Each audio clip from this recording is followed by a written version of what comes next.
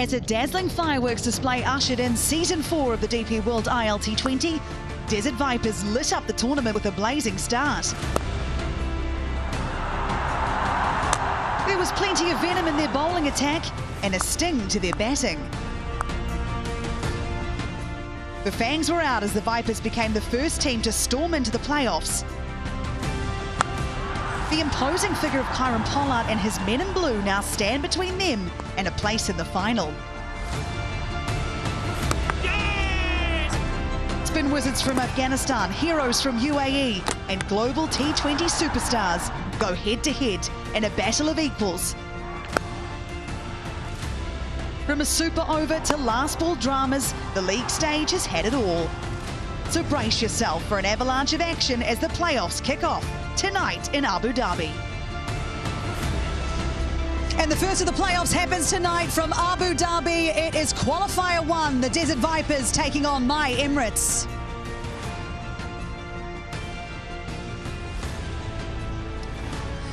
So let's see how we ended up here. 30 games in match play. Now we're in Qualifier 1, which is tonight. The Vipers taking on My Emirates. The winner of this goes straight to the final. If you lose tonight, you get another go. Qualifier 2 is happening on the 2nd of Jan.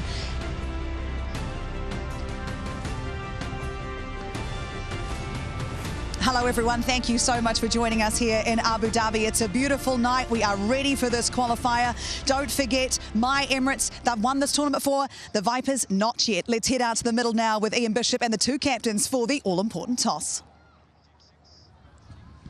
Yeah, it's a bit chilly out here in the middle of the Zayed Stadium, but it's about to get a lot hotter. The first time these two teams are meeting in the playoffs of the DP World ILT20. Two most successful teams in this tournament. History, actually. And this big fella is what they're playing for. Speaking of big fellas, I've got Sam Curran to my left, the captain of the Vipers. Kyron Pollard, the My Emirates captain. Roshan Mahanama is the match referee. Roshan, who's got the coin? Sam's got it.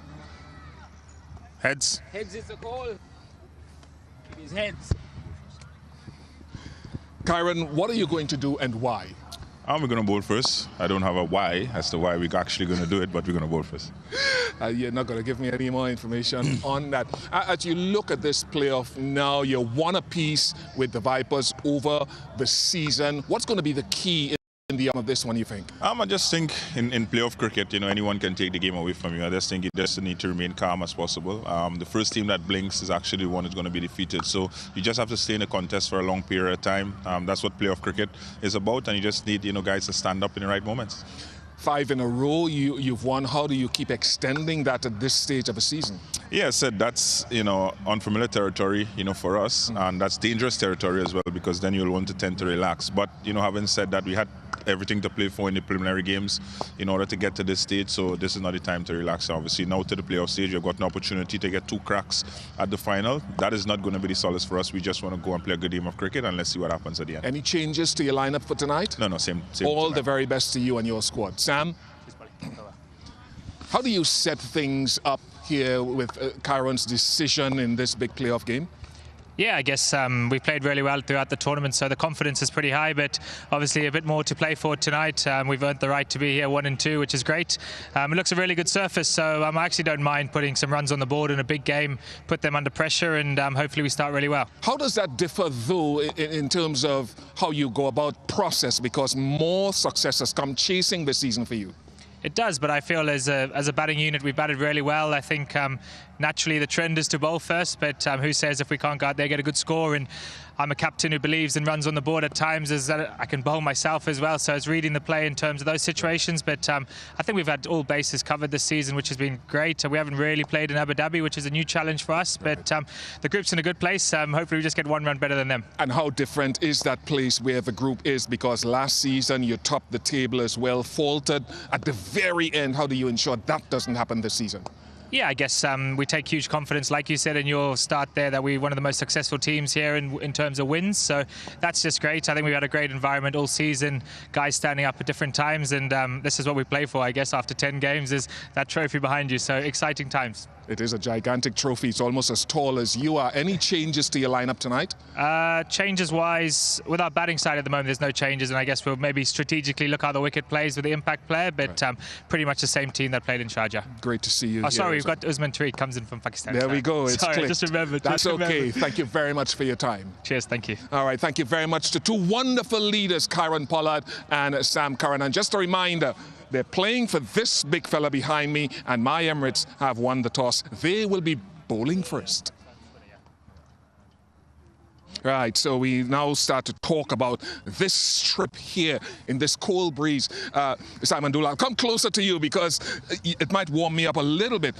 Big game, big playoff game, start of the playoffs. Explain to us and the viewers what you are seeing here and how you assess it. It looks good, Bish. I will say that strong westerly wind is going to play a role. We'll get into the surface because as we come down and take a look at it shortly, when you look at the numbers from sideways, 67 metres and 66 metres, so not much difference. That wind is going to play a part, I will say, through the night. What has worked here from a seamer's point of view compared to the other venues? We'll take a little look at Hawkeye and what they've produced. 6.3 metres is the key when you're bowling on this particular surface. It gets a little bit of bounce, it gets a little bit more bounce, and it's got more bounce than Sharjah and more bounce than Dubai ground. So that means you get the right length, you will get the right results. That's the key. It's this area right in here. This is the 6.3 metre length. You will get that nice bounce, that kiss off the surface. It's got a good covering of grass on it. We come down, we just have a little bit, look at here, this Kumar, it's just got some nice grass covering on it, and we're right in the centre of the ground. This pitch has only been used once so far this season. It produced 180 runs. The average scores in the first 7 games have been 169. In the last 4 games have been 138 batting first. Spinners have had much more of a play, but I think what they've done here tonight is they've saved the best for last, as Vanessa Williams would say in her wonderful song. Put runs on the board, you might be okay, but those runs need to be around about 175, 180. I'm sure, like everyone else, I'm devastated that Dooley didn't bust into song there, but a great pitch report and great job, Bish, at the toss for old Sam Curran and the size of that trophy. Goodness me. Dinesh Karthik is joining us on the team, and I've got Andy Flower alongside me as well. And Dinesh, it's great to have you here. We haven't done this together since the T20 World Cup finals, so it's good to be back together in Abu Dhabi. How are you feeling about stepping over this side of the boundary? I was feeling okay until Ian Bishop started sledging Sam Curran there. I thought, wow, that's not going to be an easy evening. Andy Flower, you've been with me all tournament, and we have seen the ups and downs of my Emirates, but they certainly have hit their straps at the right time as we enter Qualifier 1. What do you put these 5 wins in a row down to for this side? Yeah, they've played some excellent cricket. I mean, the first thing I'd mention about their form and some of their wins has been Pollard's leadership. I think he's been excellent as captain. I've watched him over the years, and he's really animated in this tournament. He's made some really obvious tactical changes to squeeze the opposition, and more recently, he's really bringing spin into the My Emirates attack.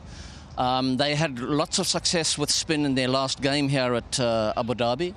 And I think he's marshalling his bowlers really well. He's marshalling his resources really well. So that bodes really well for My Emirates, I think, going into this contest. DK, you've had a unique perspective on this My Emirates side because you've played them in this tournament. You've been around it. You've watched what Pollard's done. You've watched the different players step up. What's screamed out to you about this side and why they are deserving of being in this first qualifier? I must admit, they're one of the few franchisees who have consistently held on to their players. For example, Mohammad Wasim, who's been outstanding for them. And Kyron Pollard is a voracious reader of the game. He is someone who understands situations quite nicely, when to push and pull depending on how the pitch is, how the bowlers are reacting on a given day. And he's been at that place for so long, wherein he is such a strong part of the franchise. In IPL, he's one of the coaches. When you go across the world for other competitions, he's there either as a player or in some strong capacity, which is helping a team. And you can see that how we play very strong when an MI plays, because they have a certain DNA. They believe in winning. They believe in investing in the same set of players, building a strong squad, and that seems to come through with every tournament that they play across not only the continent, across the world. It absolutely is. And if we take a look at the Vipers side, I mean, equally, this is a franchise in this tournament that has long talked about the way they build their team and the family that they build within that team at this tournament. Everyone loves it. Everyone speaks very highly of the environment built by Tom Moody and the coaches. So, Andy, why is it that they haven't been able to lift the trophy? 3 out of 4 times they've made it to a final. They've won more games than any other team in this tournament. Why can't they win it? Well, could they this year is probably more the question. Well, they've been super consistent, haven't they? Really well led by Tom Moody as director of cricket and James Foster as head coach. You know, they're both pretty calm guys, and I think they really recruited well in their first year. So DK mentioned the contributing factor to my Emirates doing well was consistency of selection. Same with Vipers. They recruited well early. They've been able to keep a core unit together. They're very well led by initially Lockie Ferguson and then Sam Curran. And then particularly in this tournament, their seamers have been outstanding. They're 4 seamers. David Payne's been really good up front with the swing. Kuzema is one of the outstanding swing bowlers, and as an Emirates player, standing out in the tournament like that is not easy, firstly, and so he's been brilliant for them. Sam Curran, as one of the left-arm seamers, has been steady and brilliant with the bat. But I think it's their attack that have really kept them dominating in this tournament. Another one who stood up with the bat is Max Holden. Let's find out more about him. Who's got the most runs in this edition of the DP World ILT20?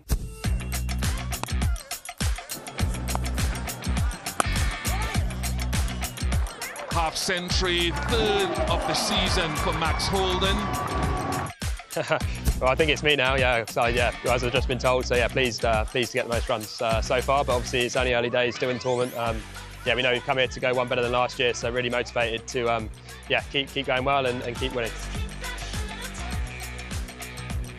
Red ball cricket, white ball cricket, I think the fundamentals of the game are pretty similar to me, and yeah, that's something I probably struggled with as a younger player, but yeah, being a bit more experienced and gets clearer in my games, switching between the two, I found it a bit more doable the last few years, and yeah, I enjoy obviously all forms of cricket, and that's something I really want to pride myself on, being yeah, multi-format player, so it's something I really enjoy, and yeah, hopefully can keep doing.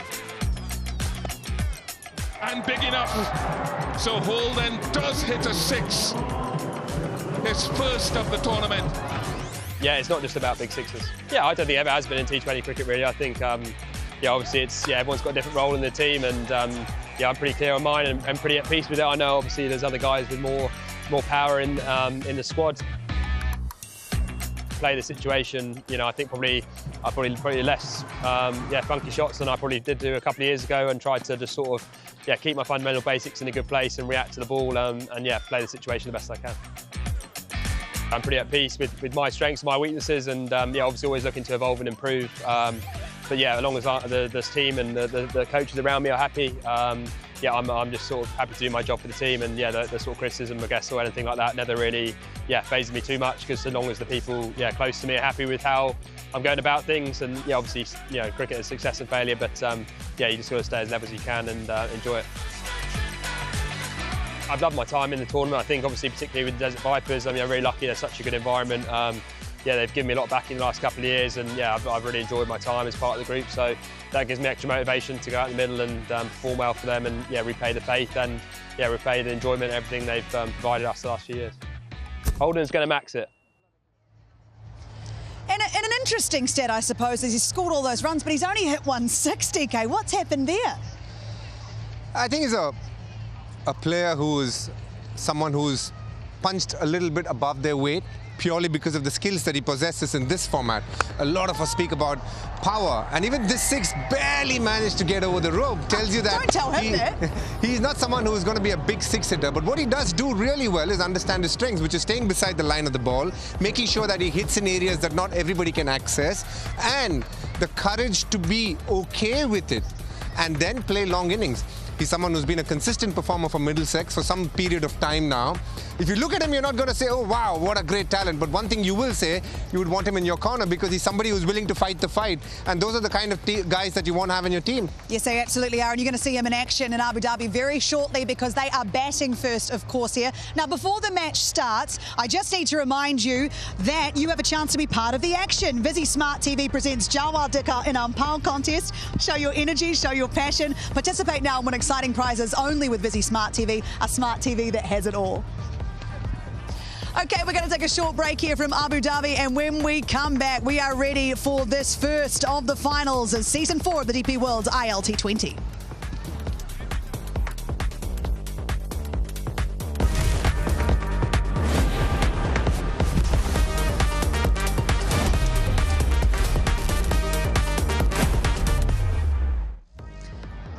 Welcome back to Cricket Safari. It's Qualifier 1 of Season 4 of the DP World ILT20, and the Desert Vipers have been sent into bat by my Emirates Dinesh Karthik. Would you please talk us through this side?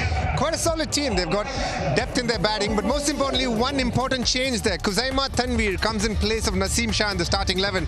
Now, it could mean when they go for the impact player, it could be either KS Ahmed or Naseem Shah. But if you go through their squad, you know why they've won 8 out of the 10 games, because they bat deep, they've got proper skill through that players that they have, and they've got a really good bowling attack to back it up. Absolutely, they're a well put together team. They're taking on the My Emirates with the ball first. Andy Flower, what do you make of this team? Yeah, with the ball first, the attack has been excellently run by the skipper Pollard. They've got Faruqi, who's a danger with a new ball, and Zahu Khan, who's been excellent at the death. But really, what they've been posing problems for the opposition batsmen is through their spin attack. The two Afghan bowlers, Arab Gul and Ghazanfar, are backed up by Shakib, who's been brilliant as a left-arm spinner, and Dan Mousley with his quick off-spin. I want to talk about Wasim and the impact he could have on this pitch. We know it's only been used once. What do you expect to see tonight on it? He's been a very solid performer in the ILT20 purely because he understands these conditions better than anybody else who's playing this tournament. He comes in, takes his time, but plays some lovely shot. Good player of pace, but a very good player of spin. Somebody who understands what it takes to take down spinners irrespective at what stage of the innings. So he's been highly impressive, not just this year. I think he's been one of those who's done it consistently well across the 4 years, which says a lot about the man. And most importantly, what a story he's had for somebody who's driven a truck before coming into this tournament. And today he's had a life that's been made about by ILT20. That is what makes this tournament very special, because it not only provides you an opportunity to showcase your talent, but also the fact that it can change your life, and that's what you want tournaments to do. Absolutely you do. Ghazanfar is another one we've talked about a lot in this tournament. What do you like about him and potentially what he could do here tonight, Andy? Yeah, well, he's got some experience of bowling at this ground. He bowled an absolute perler to get rid of Phil Salt, no less. But his finger spin is pretty hard to pick. He bowls a nice little drifter that drifts into the right-handers and away from the left-handers. And his carom ball can grip a little. So, as you can see, he can feel too. So he's a real danger man for the Vipers batsmen here, right or left. And he likes competing, this guy. You can see it in the way that he celebrates his wickets, in his whole body language. A great young competitor. Both teams are stacked with great competitors. So who are you picking tonight, DK? I would have said MI, but I have a feeling, strange feeling, in fact, that Andy Flower is going to pick MI, and hence I'm going to go for Desert Vipers and see how well they do tonight. Andy? You're always so contrary, aren't you? I need to be. But you're right. I'm going for my Emirates tonight. I think their power in the middle with Romario Shepherd and Pollard, and Wasim and Fletcher at the top, outstanding. All right, we take a break and we are into it when we come back. Don't you go anywhere. Qualifier 1, it's on the DP World ILT20.